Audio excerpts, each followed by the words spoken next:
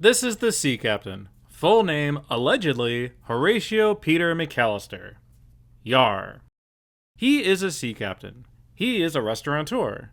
He is a realtor. He is the headmaster of a snobby boarding school.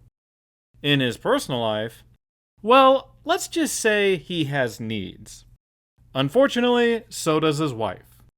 The sea captain doesn't know what he's doing. This is the history of the Sea Captain. Oh man, this is another one of those projects that was inevitable. If there was ever a Simpsons Histories coded character, it's the Sea Captain. He debuted during the classic era, the fans love him, and he's such a ridiculous stereotype that he invites speculation. The Simpsons isn't a show that takes place at sea. We don't need this character participating in like 130 episodes. Like, what on earth could they have done with the Sea Captain for so long? Are we about to be inundated with "thar she blows" puns, or does he contain a deeper hidden treasure of meaning? Let's go back to the beginning to find out. Yarr. The Sea Captain is very special in that he debuted in the Season 4 episode New Kid on the Block, which makes him a Conan O'Brien original. In fact, every time you use the Sea Captain, you have to pay Conan a nickel. 90s syndication money was nuts. Anyway, he made a huge first impression, being the owner of the Flying Dutchman and Homer's nemesis in his lawsuit. It's an unusual debut for such a seafaring character, as he admits he's not a real captain. It establishes his bitter rivalry with Marge, who dislikes his restaurant and whose testimony forces him to settle. He gets his revenge in the end. His name is also established as Captain McAllister right here. The show does use his formal name on occasion, but usually just refers to him as the Sea Captain, which I am doing for this video. Supposedly, his first name is Horatio, but unless I'm missing something really obvious, I couldn't find that in the show anywhere. I did find it on his Skybox card from 1993, so I guess that's legit. It's clear though that the Sea Captain was a big hit, as he shows up a few more times throughout Season 4. He's hawking his sea shanty CD. In a flashback, he tries selling them a houseboat. He owns an anchor store, anchor shaming the new monorail. In the clip show, his staff pranks him, and he retaliates by requiring hairnets. In these super early days, he was like a nautical-themed Gil, where instead of sailing the high seas, he was doing random odd jobs, depending on what the scene needs. During the David Merkin era, he shifted toward the seafaring we tend to associate with him. He was fighting a giant squid because he thought gold was in his belly. He's trying to rent this crappy boat to Homer. He pitches this investment to Burns about trading spices and silk instead of a casino. They have another run-in during Who Shot Mr. Burns, where he threatens him with a one-way passage to the boneyard, and his tale of a 3 p.m. sunset gets shushed by Burns. He gets his revenge by shooting Mr. Burns and blaming the baby. He pops up a few more times, participating in Lenny's chewing tobacco class, barging into Ned's shelterini, and joining Homer's drunken posse. Also, he's sitting on Ned's trains right here. How rude. We get a couple small glimpses of his personal life. He's taking photos of naked Patty and Selma, as well as the mayor's mistress, for those lonely nights at sea. And in Maggie Makes 3, he fathers a baby boy, his catch of the day. However, my favorite Sea Captain appearance in this era is in Bart's Girlfriend, where he purposefully points the lighthouse away from the coast. Clearly, we are seeing those cracks forming in his facade already. The Sea Captain mostly sat out Season 7, appearing as a member of the Stereotypes bowling team and suggesting Baltic Squid for Lisa's gum. He did get Bart the Fink though, becoming plot relevant for the first time since his debut. I've never been the biggest fan of this Act 3, but he is easily the highlight with Handsome Pete. Maybe this is why he hates the sea, being forced to watch Pete dance for hours. He bounced back during Season 8, but things took a darker turn. Remember that big oil spill with those dirty rocks? Turns out the Sea Captain was drunk at the helm. In the Insanity Pepper episode, he crashes another tanker, this time polluting the waters with hot pants. Now, to be fair, this crash is Homer's fault. although the sea captain is in no place to criticize lighthouse incompetence. Things are going pretty terrible for the old sea captain this year. At some point, he even loses his Game Boy in the ocean, which he is struggling to cope with. Now he will never wake the windfish. He does get to be in the Springfield Baggy Pants player in the Simpsons spinoff, so I suppose things aren't all bad. The Mike Scully era was generally very good to the sea captain, providing him an appealing mix of seafaring adventures, non-sequitur gags, and personal life misery. For example, he gets highlighted in 2 different Treehouse of Horrors in this era. First, telling us the story of the first caramel cod, and 3 years later, being the only person who knows how to stop the dolphins.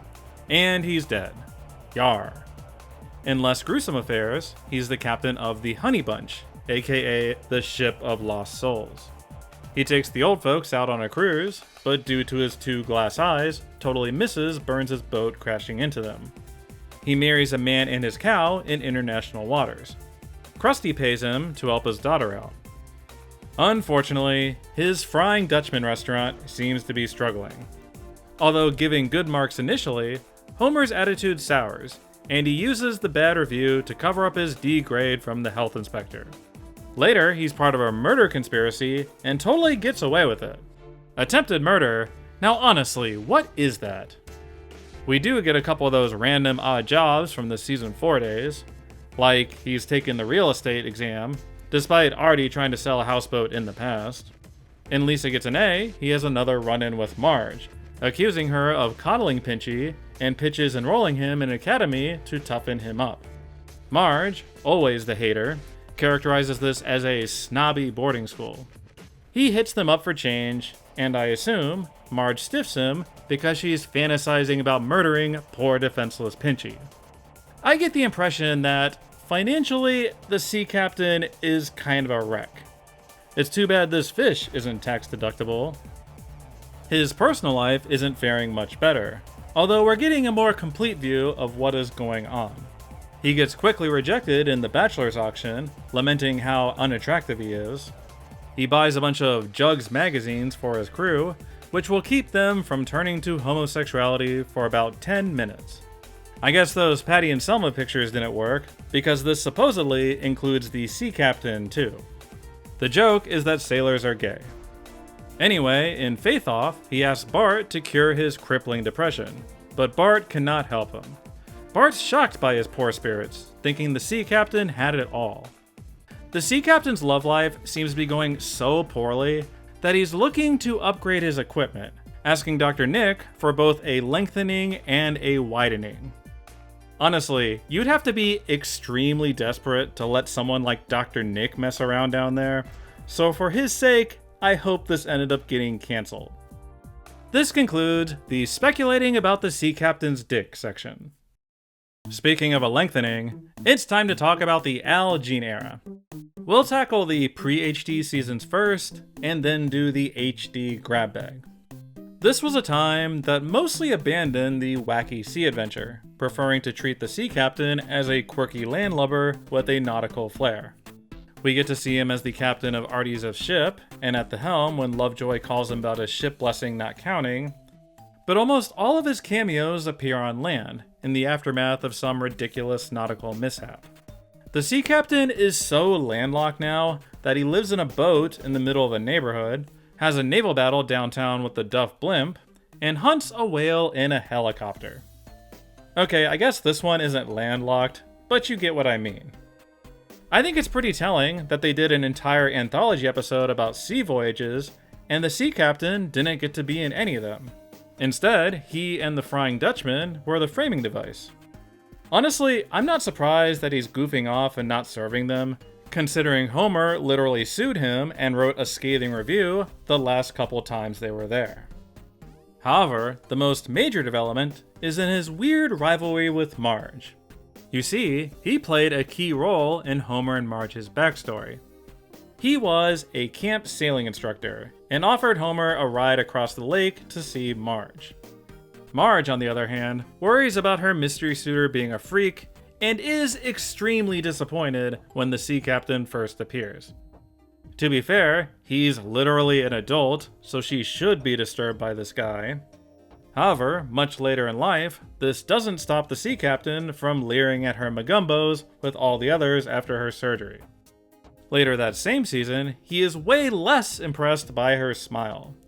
He lost 12 men on this voyage getting this fish, and Marge's reaction just wasn't worth it for him. He puts a curse on her as he walks away. This story does have a happy ending, as Marge makes a popsicle statue in tribute in season 18.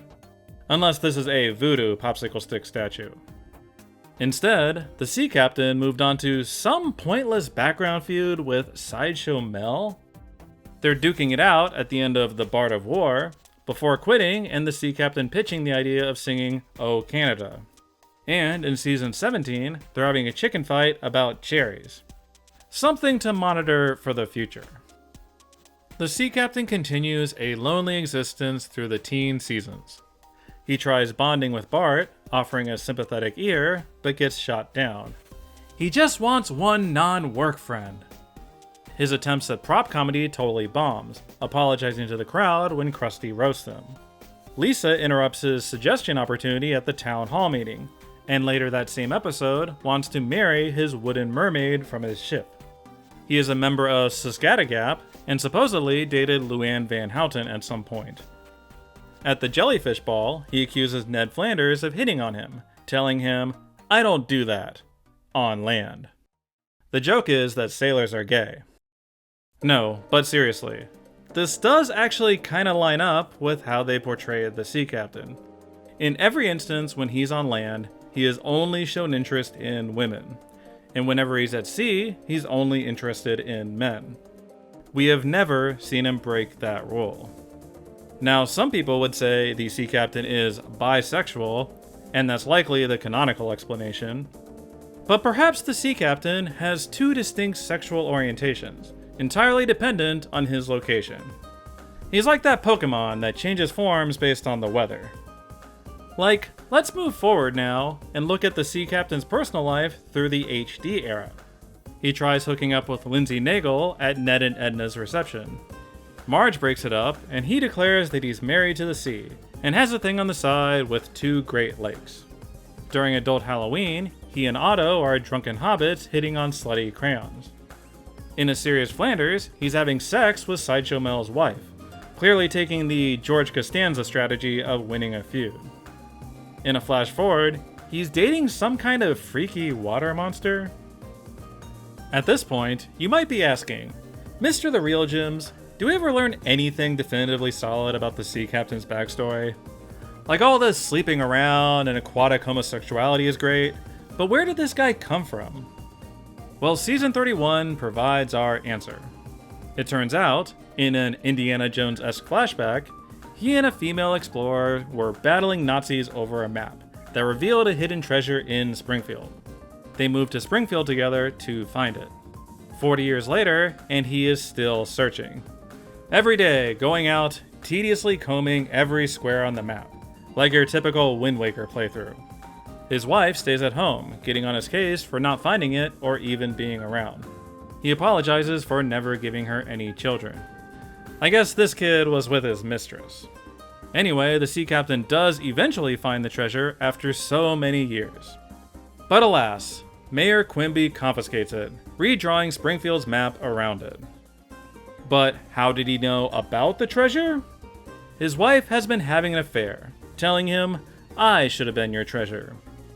God, this is somehow even more depressing than Disco Stu's backstory.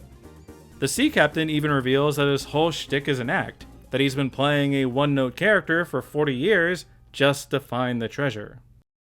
This backstory does jive with his flashbacks, with him appearing in the Walking Big and Tall song montage. We know that he worked on Krusty's movie 20 years ago, getting his leg shot off and having it replaced with a peg leg. Huh, I honestly didn't know that he had a wooden leg like Jasper. We see it get massaged around the same time, so maybe this was always a thing?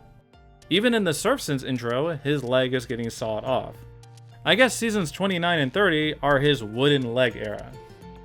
In his spare time, the sea captain participates in local community theater bids on storage lockers, and coaches a youth hockey team. He worries about his pet goldfish, who has fin rot, claiming, "You were more wife to me than any woman I know." Even though this aired before that season 31 backstory, I'm gonna hope that timeline-wise, this happened after the betrayal. Otherwise, what the hell? His giant squid also ate his car keys. Actually, he must have bad luck with all his pets, as his parrot dies on him a few years later. Thanks to Chief Wiggum's small-town gossip, we know that the sea captain suffers from IBS. And thanks to Sky Police, we know that he developed an oxy addiction that he must maintain. The new pastor reveals something about the sea captain's politics, that he's surprisingly woke. Yarr! Activism means nothing if it's not intersectional. You know, those critics were right.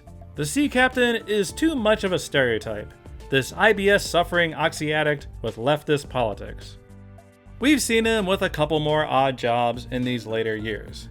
He had an unsuccessful store in which customers would harvest their own honey. The bee captain? And he becomes one of Homer's crossing guards, bullying Wiggum and enforcing Homer's reign of terror. We did see him at the sea somewhat more frequently than in the pre-HD era, but it's still not a core part of his character. Like they'll use him to get Bart out of the way for a few hours. He'll yell at Sideshow Bob and Homer for ruining his sea voyages. He got stuck in the Panama Canal, blocking worldwide trade for a while. Probably his best modern appearance is in Lisa the Boy Scout, where he and Groundskeeper Willie get their own segment full of yars and eyes. This segment is one of the dumbest things The Simpsons has ever produced, and I don't know why I am so amused by it. Still, I think it's saying something that they did an entire Homer-Bart adventure at sea and didn't include him at all. He literally shows up at the end, awkwardly wondering if they would go on a sea adventure without him. I confess, looking at all of his appearances, I'm surprised that they haven't used the sea captain for more of the Simpsons nautical-themed episodes. Like, The Wife Aquatic is a travel episode, and The Wreck of the Relationship is a Nick Offerman vehicle, so he gets sidelined. He doesn't get to go on Burns' Loch Ness Monster adventure, or rent Grandpa and Bart a boat. That season 17 anthology episode feels like the smoking gun, that they'd rather he be the framing device than an active participant in any of the stories. It strikes me as weird that they have this character with an extremely niche function and actively avoids using him. At the same time, that's hilarious. That Springfield represents any town in America, and every community has that Captain Ahab guy wandering the streets. I see mine at the grocery store every week. It's totally normal. He definitely falls in the Disco Stew archetype of someone you love seeing around, but don't necessarily need a lot of. The sea captain doesn't need his own spotlight episode or B-plot. He hits many of the usual tropes, with a depressing backstory and a chaotic love life. We see that a lot in this series. But I appreciate how committed he is to his one-note shtick, even if it might all be an act. I like to think of the sea captain as being one of the long-lasting bits of Conan O'Brien's influence, even 30 years after he left the show. He still does feel like such a Conan creation, this old-timey stereotype from hundreds of years ago. I can picture Conan doing that grizzled voice in the writer's room. I think it's fine that there's no deeper meaning to someone like the sea captain. Captain McAllister is a very fun character, and it's worth looking at all the various random ways that he's entertained us over the years. Yarr. Let me know in the comments what you think of the sea captain and your favorite moments of his. Maybe not my favorite, but I've always loved this one. Something about his candor really gets me. And, of course, let me know who you'd like to see for the next Simpsons Histories. The sea captain dominated last time, but there is currently a lot of momentum behind Jasper, Johnny Tightlips, Jacqueline Bouvier, Snowball, and Rainier Wolfcastle. Or maybe there is someone totally different we should pick next instead. We've been hitting a lot of those non-sequitur characters hard lately, so I wouldn't mind going in a different sort of direction for the next one. Now, if you'll excuse me, I have to go write a check to Conan. As always, thanks for watching.